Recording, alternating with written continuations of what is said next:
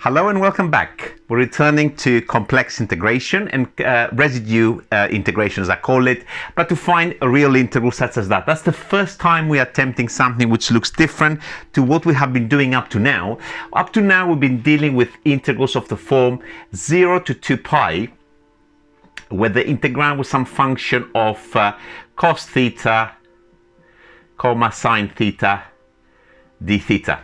And this was just done by integrating, by moving the cos and the sines into parametrization of a unit circle, because the limit's 0 to 2 pi. And they're not that bad. They're very, very straightforward. And we've done quite a few of those. So now for the first time, we've got an integral, which is from minus infinity to infinity. The cos of x over 1 plus x squared. How are we going to do that? First of all, just out of interest, I mean, what does that look like before we attempt it?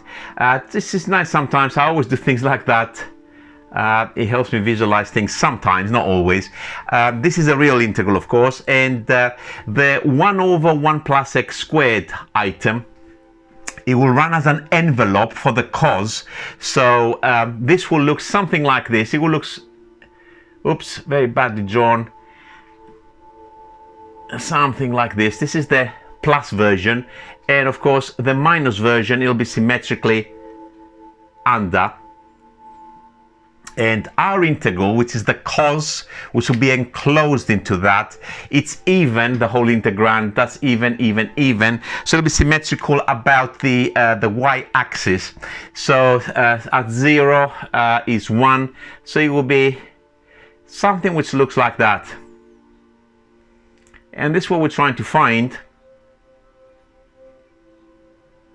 okay, from naught to infinity. Okay, what contour and what function we consider for something which looks like that? The limits minus infinity to infinity in general, okay, imply, that's a rule of thumb, it's not always true, to use a semicircular contour, that I'm going to draw it here. So a semicircle centered at the origin, so that's your imaginary and that's your real, so that's real z, im z. And how wide is this circle? What radius? Does it have radius 1? The answer, it has radius r, so it's going to go from minus r to r. And the contour is the straight line segment from minus r to r. This is where our integral will come from. And we've got, of course, the semicircle, which goes all the way around. And in order not to confuse ourselves with notation, it's probably a good idea to label the entire contour as capital gamma. So this is now together the straight line and the semicircle. And I'm going to call little gamma, lowercase gamma, the semicircle. Okay, so this is my introductory stuff. The next thing that I need to do is to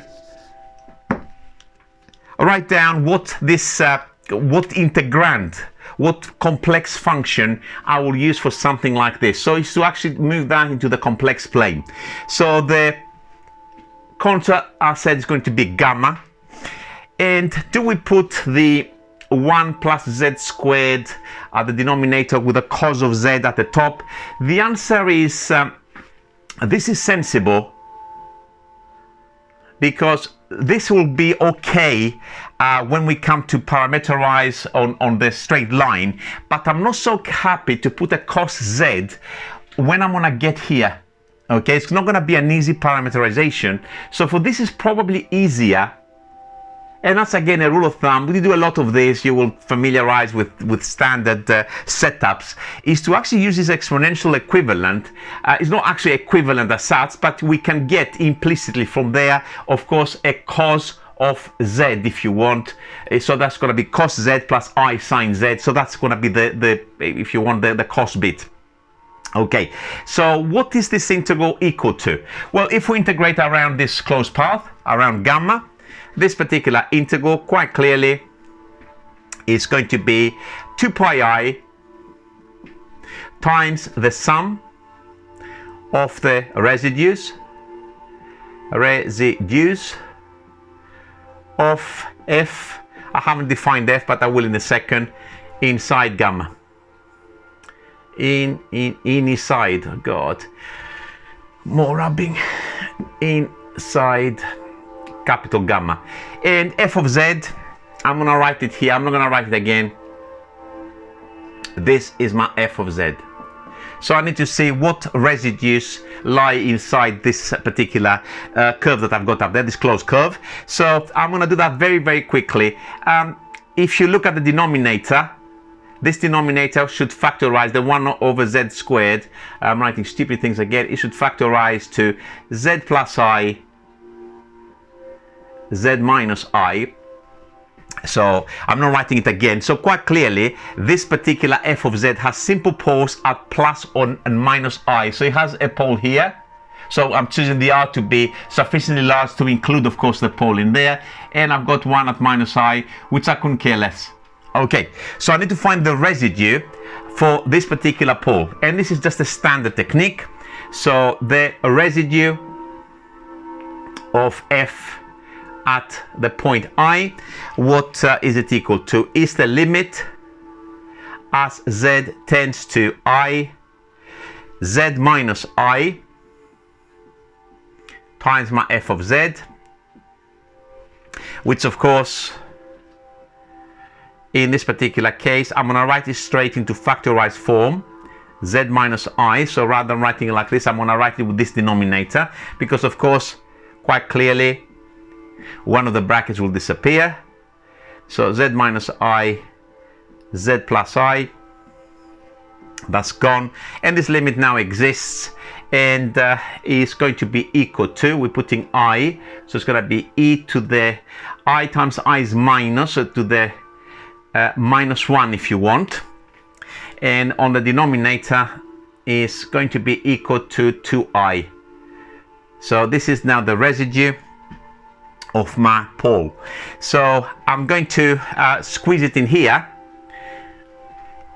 So this is equal to 2 pi I times, let's write this a little bit better as 1 over 2ei, which of course will simplify, the 2's will cancel, the i's will cancel, it's going to be pi over e. So far so good.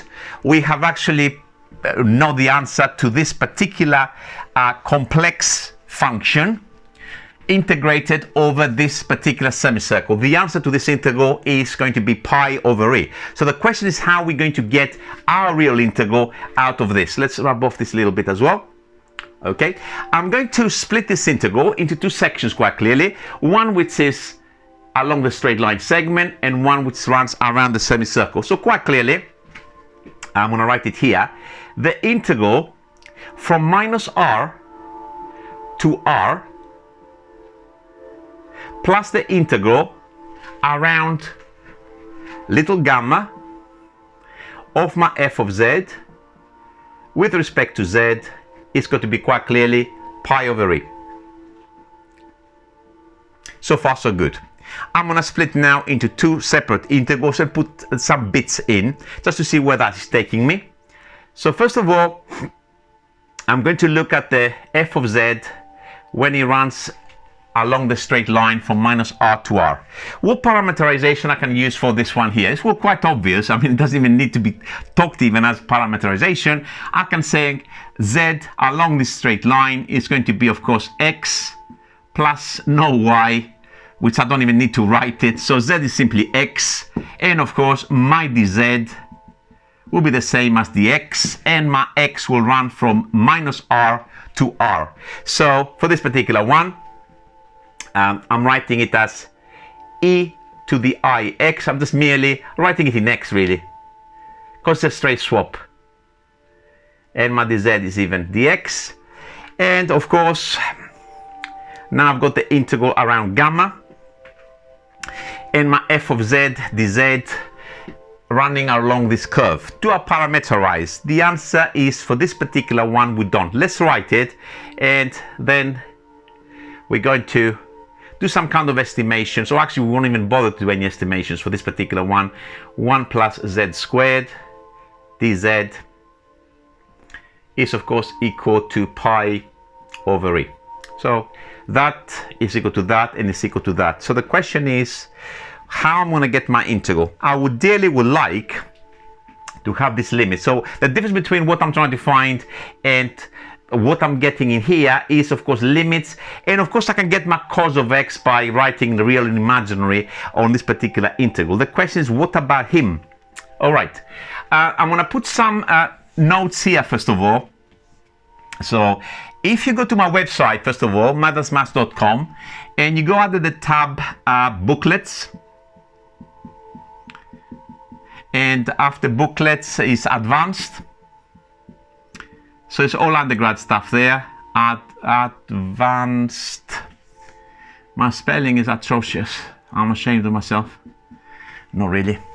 Booklets, advanced, and I think the booklet that you're looking for in the PDF essentially is called applications, possibly, or words to that effect. Applications of residues to integration. Somewhere in there, I have a detailed proof of Jordan's lemma. Here I will quote it, so I won't prove it, but if this is a standard result, and I also have, I think, Jordan's inequality, because sometimes you might use Jordan's inequality, which, by the way, is used to prove Jordan's lemma. Jordan's lemma. So you can actually look at the proof in there, but unless if you're doing a question, unless you're being asked to prove explicitly Jordan's lemma, you go and use it. So please look for this thing here. What does Jordan's lemma says? Is the next question. Where do I have a bit of space to write some stuff? Let's say here, and then we'll rub everything off as we're completing this integral. This is what Jordan's lemma says. If you're integrating, first of all, around a semicircle from minus r to r, like we have in here, on the top half of the if you want, the complex plane, and you have a function which is of the form, I'm going to write it in its most general form, which is e to the I.A.Z times, let's say, a g of z. And the reason I use g of z is because I use f of z in there. I have a function like this, and a has to be, of course, real, and a has to be positive. So long as this function, g of z, tends to 0, as the mod of z tends to infinity, or if you want, r tends to infinity in this particular case, then the integral of this particular function, as you let r go infinitely large, so you're expanding infinitely this semicircle, this integral goes to 0. So let's look at, first of all, what we have here from the Jordan's lemma. I didn't write it formally. There is written, obviously, in my book, is written formally, and it has the exact definition or the requirements. We're looking at the integral here. First of all, it's of the form e to the I to the AZ. In this particular case, of course, a is 1, n is positive, and we have the top half of the semicircle. And our g of z in this particular case, g of z is 1 over 1 plus z squared, which, of course, as the modulus of z gets large, the 1 over 1 plus z all squared will disappear, will vanish. So the requirements are satisfied. Then Jordan's lemma says the contribution of this integral on this semicircle as you let r goes to infinity, okay, it is actually 0. So, by the way, Jordan's lemma also works with negative if it's less than 0, but then it works on the if the curve is upside down, basically, from minus r to r. I think a couple of times I had to use it like this. So this is now a standard result. So let me just clear the board because I want to make sure you follow what I'm going to do next. Not difficult after that. I think we practically have our answer. So this is where you're going to find the proof of Jordan's lemma, and also just perhaps write it down somewhere so you're aware of what it says, because it does come up very, very often and is very straightforward to use. So at the moment, this integral, we got e to the iz. This thing here, you can even see it intuitively, will vanish as the modulus of z as we're moving further away from the origin. So this is now, to write a little bit more formally, I'm going to write here and say now as r tends to infinity by Jordan's lemma, the integral around gamma, I'm not going to write all of this, I'm going to write the integral around gamma of f of z dz vanishes, or you can put tends to 0. Okay, so we're blowing basically the whole curve, we're making r larger and larger, infinitely large to the left, infinitely large to the right, and of course the semicircle goes with it. So what happens now to our line here? I don't know where I need to move so we can actually see the board. Okay, so what happens to this particular line? Well, this of course, we're letting r tends to infinity, so this will become minus infinity to infinity e to the ix over 1 plus x squared dx. Okay, this by Jordan's lemma will vanish. I'm going to put plus 0 if you want, is equal to pi over e. And now, what have we got in there? Well, we're going to move into real and imaginary. So the e to the ix is, of course, the cos of x plus I sine x over 1 plus x squared dx is equal to pi over e. And then I think the result follows. We have an answer now. Shall I rub off? I'll rub off this line here and put the very final line for this particular integral. If I split that now into real, so the cos of x over 1 plus x squared minus infinity to infinity with respect to x plus I minus infinity to infinity, this time the sine of x over 1 plus x squared dx. The answer to this will be pi over e. That's what just rewritten a little bit differently. So if we look at this integral that we're trying to find, that has to be pi over e because that's the only real part. So the answer to this is simply pi over e. Very, very strange. I didn't expect that actually myself. I haven't done this integral for a very long time. I didn't remember it. If you said to me, what does that give you? I would never have thought this. I probably would have gone to something like e to the squared or e to the something like that. I had completely forgotten the answer to that. I hope I've done it correctly, by the way. Okay. And what happens to this, by the way? What can we say about that? Well, quite clearly, this is 0. There's no imaginary there. But of course, if we are asked, you will not be asked for something that's clearly 0, the integral from minus infinity to infinity of sine x over 1 plus x squared dx is of course 0. We don't need complex integration or anything like that to actually come up with this fact, because purely the integrand there is of course odd, and therefore from minus infinity to infinity it would have just would have known that anyway. And sometimes if they ask us, for example, the integral from 0 to infinity for this particular one, because this is of course an even function, 2 lots of that, and then we can it'll be basically half and we get the answer very, very easily. I've done it from minus infinity to infinity in this particular case. Okay, I hope you followed what I've just done. This is the first integral that we're doing over the semicircular contour. I hope it was educational. I didn't miss anything that was perhaps obvious to me, but not obvious when I was explaining, because I haven't actually taught this stuff for a very, very long time. So I'm a bit of improvisation really here. And I will see you very soon. Who's laughing now? I certainly am. Day over for me today. Bye for now.